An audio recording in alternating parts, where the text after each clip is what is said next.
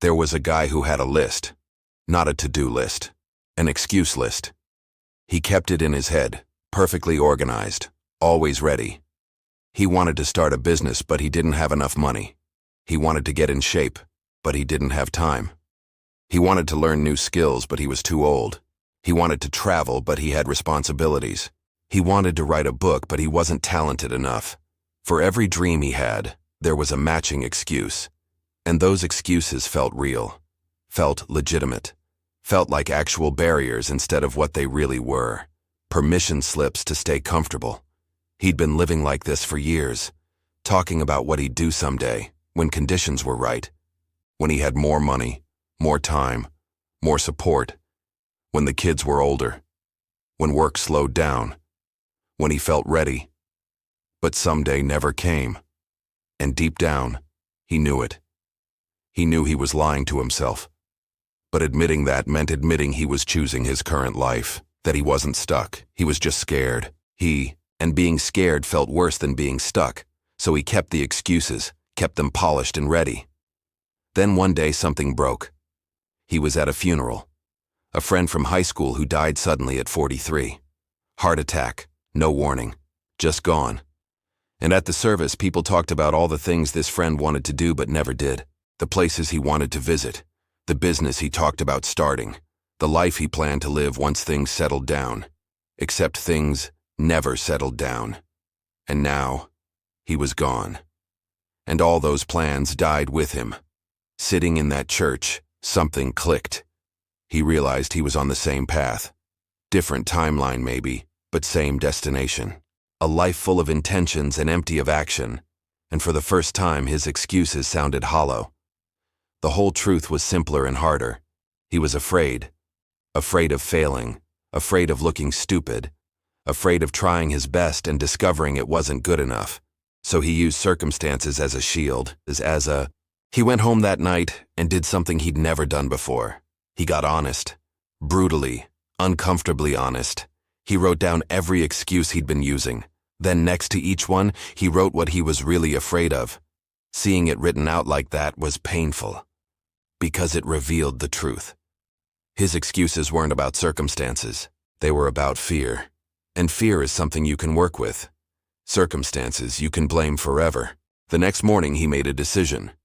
He was going to do one thing he'd been putting off. Just one. Not perfectly. Not when conditions were ideal. Now. Today. Imperfectly and scared. He wanted to start a business but didn't have startup capital. So instead of waiting for money, he started with what he had. He created a simple website. Cost him $40. Took him 4 hours. It wasn't professional. It wasn't beautiful. But it existed. An existing beat, imaginary perfection. That small action changed something in him. Because doing the thing, even badly, proved his excuses were negotiable. He didn't need perfect conditions. He needed willingness. And once he had that first proof, it got easier. The next day he made another small move. Reached out to a potential client. Got rejected. Felt terrible. But tried again. Got another rejection. Tried again. Eventually, someone said yes. Not a big client. Not much money. But real. An actual result from actual effort. Within 6 months, his side business was making enough that he could see a path to replacing his job. Within a year, he did. Was it easy? No. Did he have doubts? Constantly.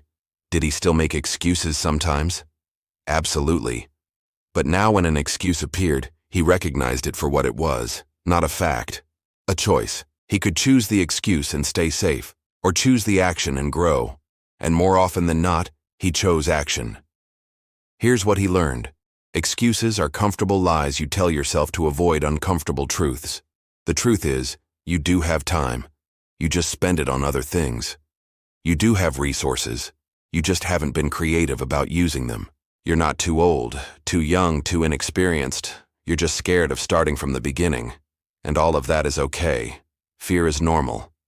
But using fear as a permanent excuse is choosing to live small in a world that doesn't care if you ever step up.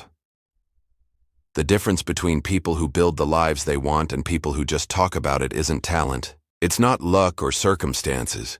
It's willingness to act before they feel ready, to start before they have all the answers, to be bad at something new instead of staying expert at something they've outgrown. People who make excuses and people who make progress are often in identical situations.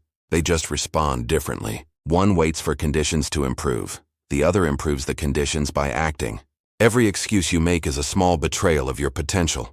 You're telling yourself you're not worth the discomfort of growth, that staying stuck is safer than risking failure. And maybe that's true. Maybe staying where you are is safer. But safety isn't the same as living.